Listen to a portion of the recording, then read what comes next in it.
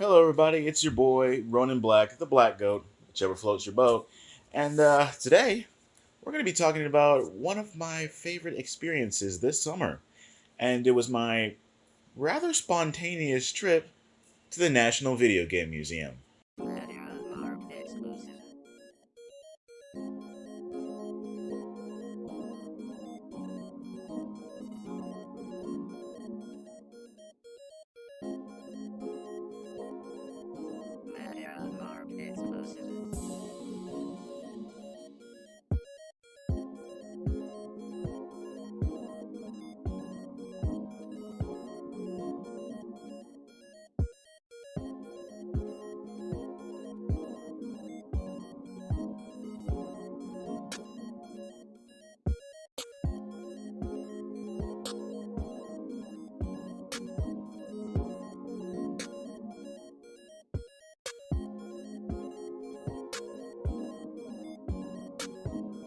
Explain to me where we're at right now. The video game museum. It's the National Video Game Museum. Get excited! It's the National Video Game Museum. What if it just look like mini games? Hey, you never know until you see it, and I've been wanting to see this, so don't ruin this for me.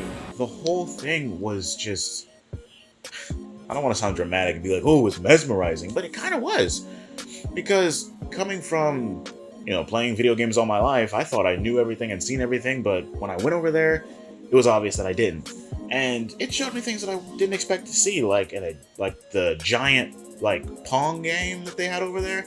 That was really cool. When I first heard about the National Video Game Museum's existence, I didn't really know what to expect. Think about a video game museum, and it's like, what would that look like?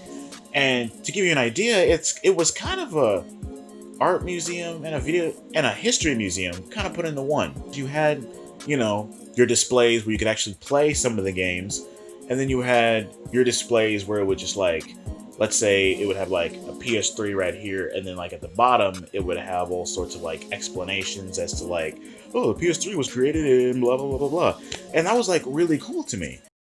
Bruh.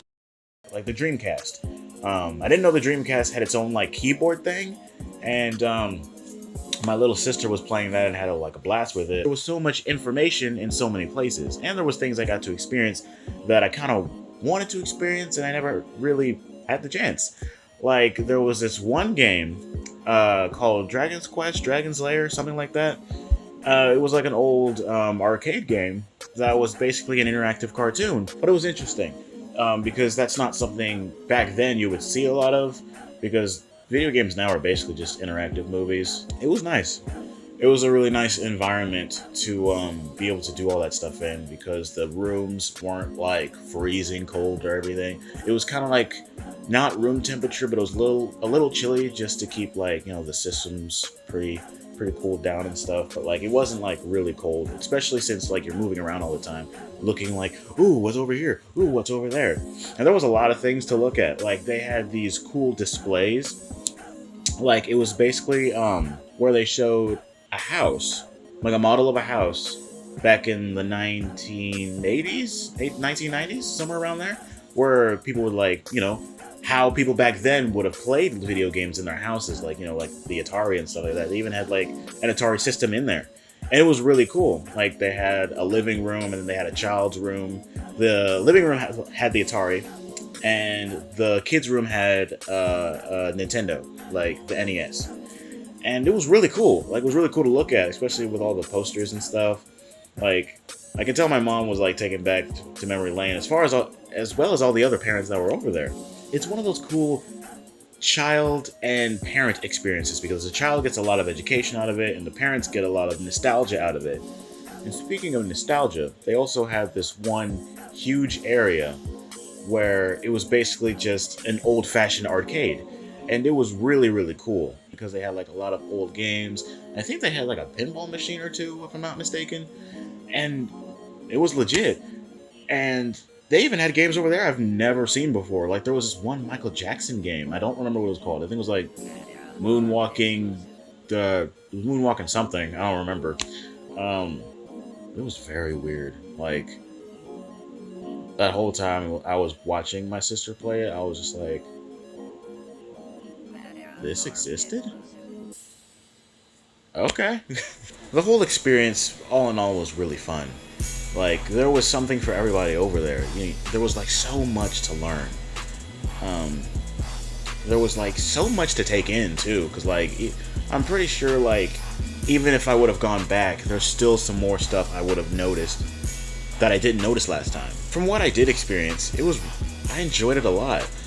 I learned a lot of history about, this old, like one of the first types of streaming services, called the Sega channel, something like that, where you have to buy this box, and during a certain time of day, you would get to play games on there, like a limited selection of games on this little box, and it was revolutionary, but it didn't last long, from what I saw, and it was very experimental. And then we saw all sorts of like VR stuff, like the first types of implementations of VR, and then like the modern day VR, like the Oculus and stuff, and that was pretty cool. Just seeing the before and after of literally everything gaming related is just such a cool experience, especially if you're like a super nerd for like video games or just history in general. I mean, I'm a little bit of both, because like, especially when it comes to seeing how things were then and how seeing things are now, it's just really cool to look at.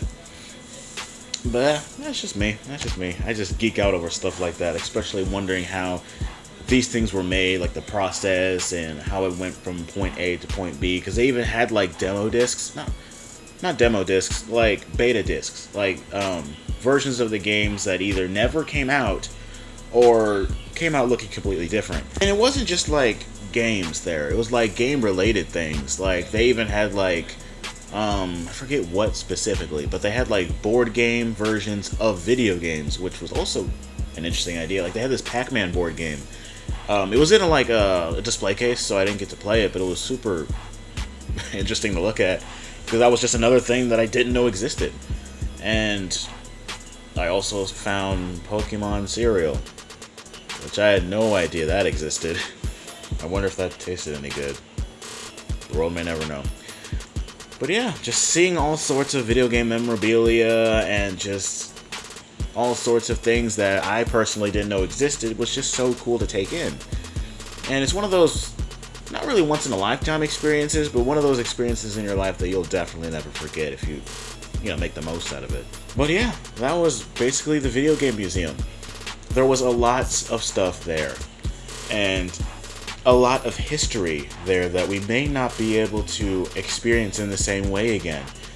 And so it's one of those things that's really cool to show children that may never be able to experience this stuff, and really cool to show like old video game nerds that may not have known about certain things or may not be able to experience these certain things anymore, just like, I remember those days, It's a very priceless experience for the whole family. I mean, there's definitely a price, but at the end of the day, the memories you'll make will definitely be priceless. If you guys want to see more videos like this, be sure to like, comment, and subscribe, and let me know what you'd like to see out of this channel. And if you haven't already, please watch my update video that I posted not too long ago, and please watch it all the way to the end, because I want to know from you guys, the viewers, what you would like to see coming out of this channel. Thank you so much for watching, and as always, this is your friendly neighborhood black guy, logging off.